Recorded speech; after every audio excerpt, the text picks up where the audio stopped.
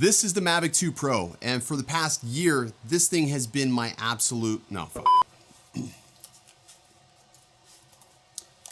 This is the Mavic 2 Pro, and for the past 2.5 years, this drone has been an absolute workhorse for me. It's been on the most amount of shoots with me.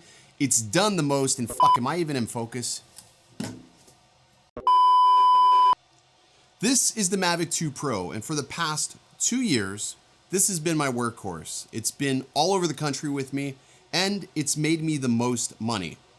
But I've decided that it is time to retire it, and I'm gonna sell it because I don't think it's gonna get any more flight time. After spending a couple of days with the Air 2S, it's clear to me that that's the move I'm gonna make. I'm switching to the Air 2S officially, and this is my first impressions video of the Air 2S. Relax, I'm gonna explain it all. Let's get started.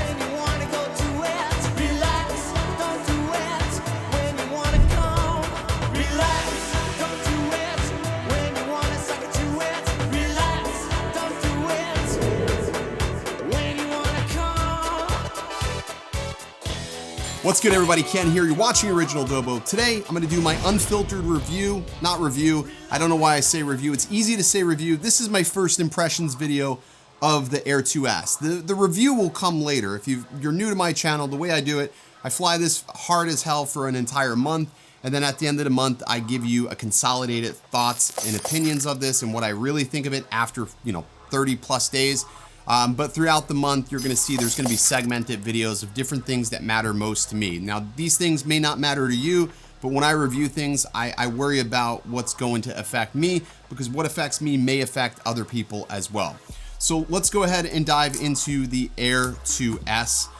It seems like it's a notorious thing for DJI to drop the Mavic on the second version, but this is the Air 2S. This is basically the proverbial successor to the Mavic Air 2, which was widely regarded as a phenomenal drone and probably one of my favorite drones of 2020. And this is honestly no different. On the outside, it looks very, very similar to the Air 2. However, we now have new obstacle avoidance that sit face forward here, and you also have obstacle avoidance down below. So you basically have this quad obstacle avoidance in the front, which from my brief testing with it, it works pretty damn good.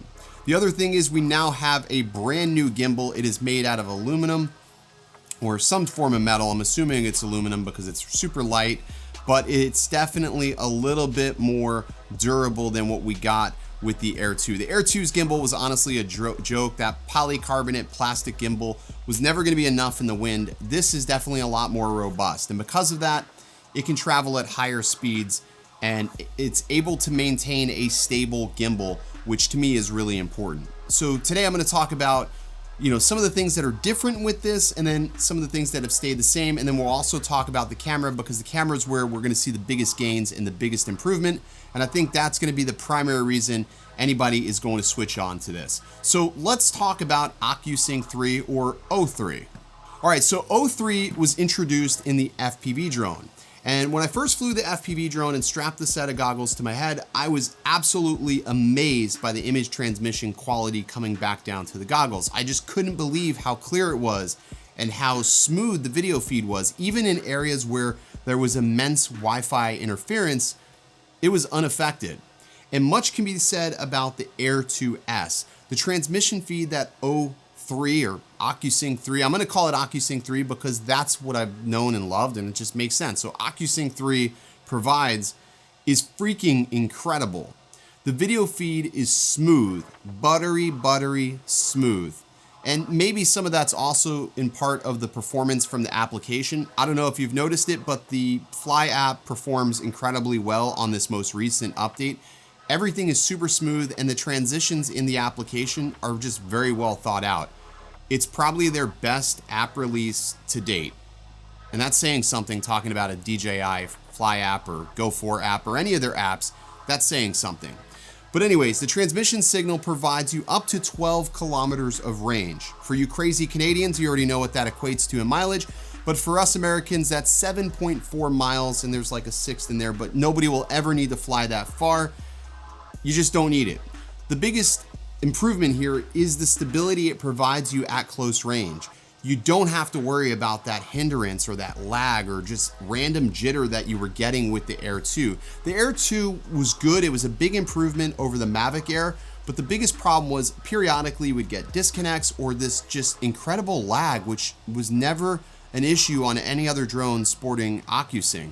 But the Air 2 seemingly had that. O3 fixes that. That's gone. It's a smooth, consistent feed back down to your phone or tablet or whatever it is that you're using. And if you don't want to use your controller that it comes with and you still have a smart controller, you can take full advantage of the smart controller with the Air 2S. Now it does come at a bit of a performance hit because again, the smart controller was developed prior to O2 or O3 ever existing. So you are going to have a bit of a performance degradation. How much? Well, we'll have to test to really find out. But you just have to sort of figure out what's worth the trade-off. Do you want that range and smoothness all the time? Or do you want the brightness and smoothness most of the time? For me, I'd rather just have the smoothness all the time and just put my smart controller on the bench and forget about it for forever, because that needs to be updated. But O3, it is honestly a game changer. All right, so let's talk about the camera on this drone because I think that is the other starlight feature here. We now have a camera that is a 1-inch sensor. It's capable of up to 5.4K video resolution in up to 30 frames per second, which is just mind-blowing to say that this drone can shoot 5.4K. It's true 5.4K, it's no trickery, it's not a quad Bayer sensor, this is real 5.4K video, and to boot, it does offer 10-bit in 5.4K. That's incredible because I don't know if you remember, I had so many problems with the Evo 2 Pro in 6K, it just would never work to get 10-bit or 10-bit color to actually work. With this, you throw it into D-Log, H.265, you're good to go. We now have true D-Log here, and we also have HLG. So for all of you guys who like the color grade or really tweak the footage, well, we've got some awesome color profiles here on the Air 2S, which I think is really important. Now, there's one area where a lot of people are really sort of upset with DJI. It's the fact that they gave us a 1-inch sensor, but they did not give us an adjustable aperture. Okay, so the equivalent to that is you only get the tip in and you can't thrust all the way. At this point, I've now given you an obscene analogy. So this is the inappropriateness of my channel, but you get the idea. You're just putting the tip in by not having a fully adjustable aperture. It's like you're so close, but then you had to pull out. Is it terrible? Is it a deal breaker? No, it's not a deal breaker because if you get a Fly More kit, you're gonna get ND filters right out of the gate. Are they the best ND filters? Are they using the best possible glass? No, but it's definitely going to get you closer. The reality is it's totally fine to go over that 180 rule. I know everybody says that you gotta be 180 of whatever your frame rate is.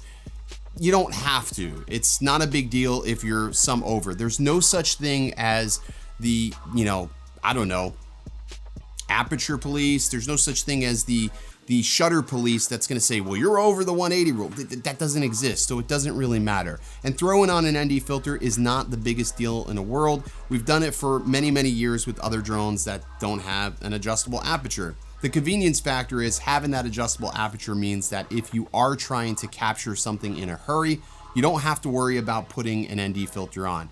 But best rule of thumb, if you are going to use an ND filter, keep an ND8 on it at all times because that's gonna be the one filter that you're gonna get to be able to use the most in the most amount of situations. And then of course, in the evenings or nighttime, you just take that filter off and you're good to go. But use an ND filter and it's not a problem.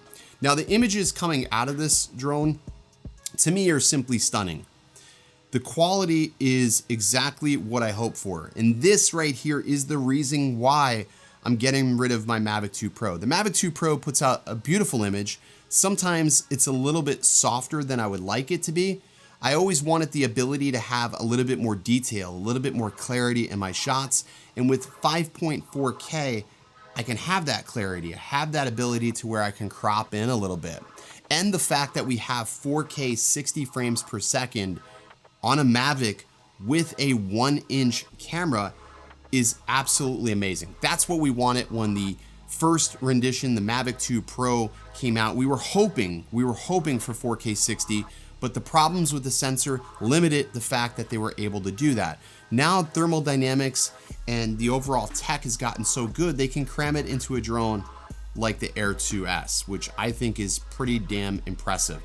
The footprint is slightly smaller than the Mavic 2 Pro, and some people say it wouldn't matter, but for me, where every ounce of space is crucial, this size does matter. This could mean either me taking a full-size camera on a trip, or a lens, or another battery pack. That's what this size means to me, and maybe this size means something to you as well, but for me, that's a huge deal. There's a lot of value in this price. It's $12.99 for the Fly More kit, and I think that that's an incredible value for what you get. A drone that's able to shoot 10-bit, 420 internal, 5.4K. I would have never guessed that. Now, a lot would argue that the cameras have peaked on drones, and I'm not gonna argue with that. I believe they have peaked to a certain extent. But for what we get right here, this is really, really good. The images are great. The D-Log is probably some of the easiest D-Log that I've ever had to color grade. So if you're somebody who's new to grading just in general, you're gonna find that this grades super, super easy. It's really hard to screw it up. The auto exposure is great. All of these images that you're seeing today, I shot in auto just in D-Log color profile, and I didn't do anything else with it, which is pretty good. Now, it was a little bit drab and dreary in Tampa, but hey, that's the weather I had to work with, so that's what we're doing. Now, I am gonna be testing this out professionally because the couple of photos that I did snap off, just looking at the photos that I snapped off briefly, I think they look great. They really do look great. They're sharp, crisp, lots of detail. Minimal amount of post-processing is needed, which I think is important.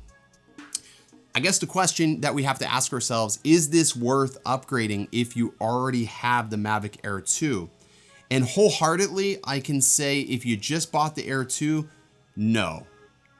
You don't need to upgrade to the Air 2S. But if you're somebody who's been hanging on to their Mavic 2 Pro for years, holding out hope for the Mavic 3, I think that this checks enough of the boxes, enough of my wish list for what I would have hoped the Mavic 3 would have been.